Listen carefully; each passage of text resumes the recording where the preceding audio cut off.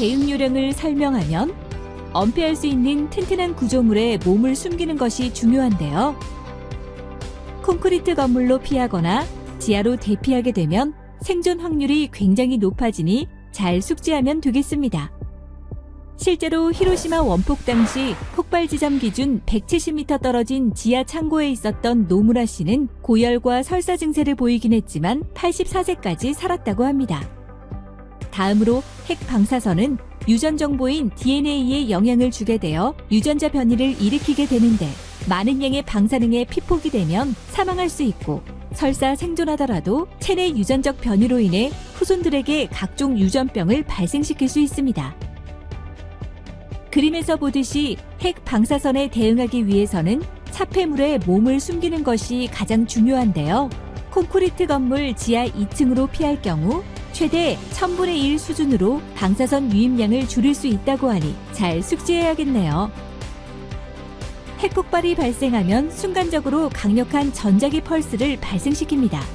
전자기 펄스는 모든 전자기기나 네트워크 등 전력 시스템을 마비시키는데요. 결국 이것은 대부분의 기반 시스템을 정지시키기 때문에 치명적인 결과가 되겠죠. 따라서 통신선로나 전원, 안테나 등을 제거하고 무선 통신 단절에 대비해 유선 및 전력 운용을 준비하는 등 적절한 방법이 필요합니다. 불특정 다수에게 인명피해를 입힐 수도 있고 한번 살포되면 공기의 이동에 따라 몇 킬로미터까지 오염 범위가 확산되는 게 바로 화생방전의 특징인데요. 바로 이 화생방 공격에 대비하는 훈련을 화생방 훈련이라고 합니다. 화학전, 생물학전으로 나눠 화생방 공격 상황과 행동 요령을 알아봅시다. 화학전에 사용되는 화학무기의 특성입니다. 무기로 사용되는 화학작용제는 인체에 미치는 생리적 작용에 따라 신경작용제, 수포작용제, 혈액작용제, 질식작용제, 무능화작용제, 최로작용제, 구토작용제로 분류합니다. 신경작용제는 기체, 액체 또는 에어로졸의 형태로 눈, 호흡기, 소화기, 피부를 통해 인체에 침투하는 것으로 신경작용제에 노출이 되면 호흡장애와 동공이 축소되고 침샘과 땀샘 자극으로 과도한 침과 땀이 배출되는데요. 두통, 구토, 경련, 방분, 방뇨, 이 심각한 경우 정신착란까지 유발합니다. 다음으로 수포작용제의 경우 액체 형태로 우리 눈이나 피부, 호흡기를 통해 체내에 침투하는데요. 수포작용제가 피부에 닿으면 따갑거나 붉은 반점이 나타나고 수시간 내로 수포가 발생합니다. 수포작용제에 오래 노출될 경우 폐와 기도에 심각한 손상이 생길 수 있고 심할 경우 호흡곤란으로 사망할 수도 있습니다. 그리고 장기적으로 노출될 경우 백혈구에 치명적 손상을 입어 피부암이나 기도암이 유발될 수도 있습니다. 혈액작용제는 호흡기를 통해 침투해서 혈액의 산소 운반을 방해하는데요.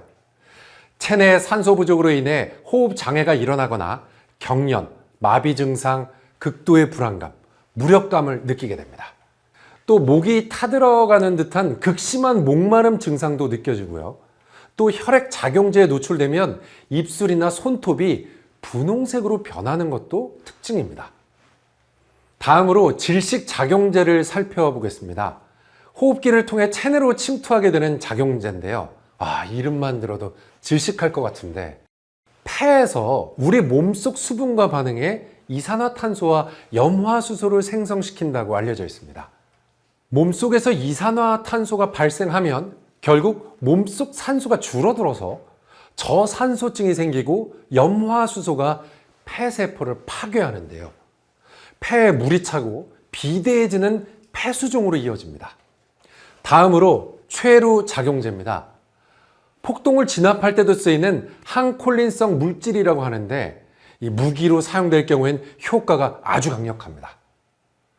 마지막으로 구토작용제는 말 그대로 구토를 유발하는 작용제입니다. 이러한 화학무기 공격 시 어떻게 행동해야 할까요? 행동 요령에 대해 알아봅시다. 화학무기 공격 시 행동 요령은 화학무기 공격 전과 공격 후로 나뉘는데요. 화학무기 공격 전. 첫째, 화학무기 공격으로부터 살아남기 위해서는 호흡기와 피부를 보호해야 합니다. 따라서 보호의, 방독면, 신경해독제, 개인제독제 등은 즉각 사용할 수 있도록 공격 전에 개인이 꼭 휴대해야 되겠습니다. 둘째, 적의 화생방 공격이 예상되기 때문에 MOPP 1에서 2단계를 적용합니다. 셋째, 주요 시설물의 창문이나 출입문을 밀폐하고 공조기는 전원을 꺼야 하며 장비와 물자는 덮개 등으로 덮거나 실내로 옮겨 피해를 방지해야 합니다. 화학무기 공격 후. 첫째, 방독면을 정확하게 착용하고 적극적으로 현 상황을 보고하는 것입니다. 완수 신호, 구두 경보를 이용해 내용을 전파해야 합니다. 신경작용제 오염 시에는 신경해독제를, 인체나 장비가 액체 작용제에 오염됐을 때는 개인제독제를 신속하게 사용해야 합니다. 둘째, 방독면 해제 전 비오염 지역으로 이동하거나 제독을 실시하고 정확한 방독면 해제 절차를 숙지하여 2차 피해를 방지해야 합니다. 빠르고 정확한 실행으로 비전투 손실을 예방해야 합니다.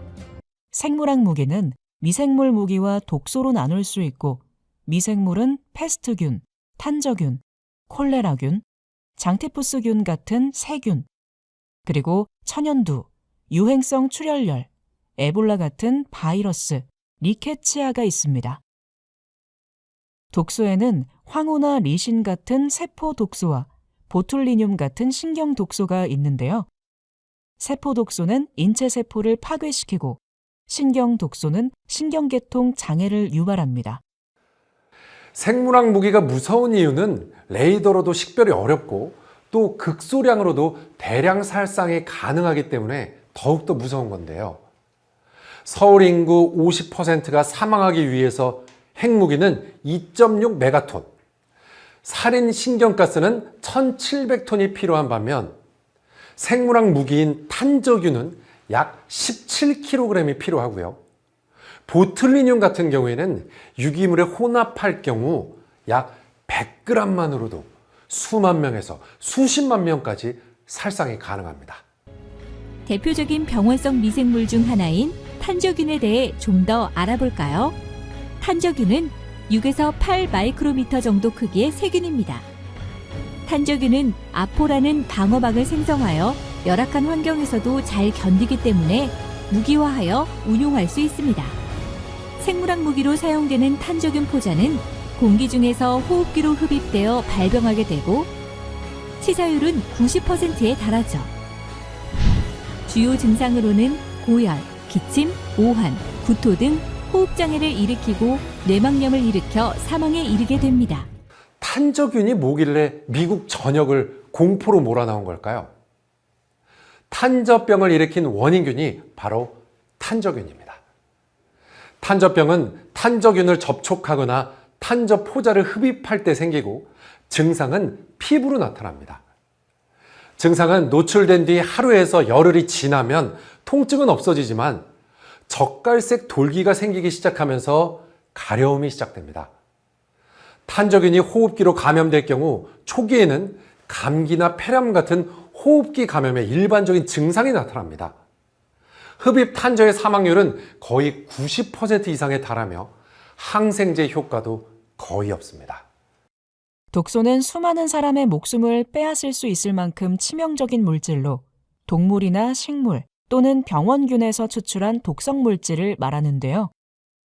인위적 배양을 통해 대량 생산이 가능한 특징이 있습니다. 보툴리늄 독소는 자연계에서 생산되는 가장 강력한 독소로 미국 질병관리본부에서 위험도, 생산 및 무기화 가능성 등을 고려하여 선정한 카테고리 중에서 탄저, 패스트 및 두창과 함께 A등급에 해당하는 가장 위험한 생물 테러 무기 중 하나로 꼽고 있습니다.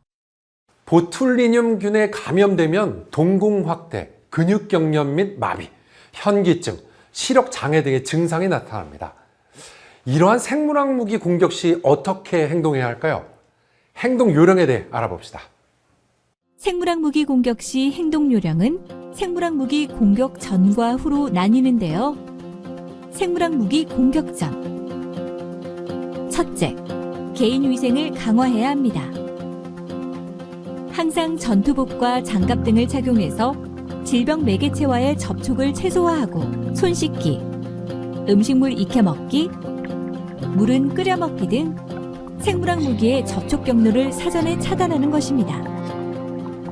둘째, 생물학 무기의 공격 시 나타나는 징후를 숙지합니다. 하나, 적 항공기에서 미상의 물질을 살포하고 모기와 같은 곤충이 비정상적으로 많이 관측될 때. 둘, 독감과 같이 고열, 피부 발진, 목감기, 설사 등의 증세를 보이며 대량의 사상자가 발생할 때.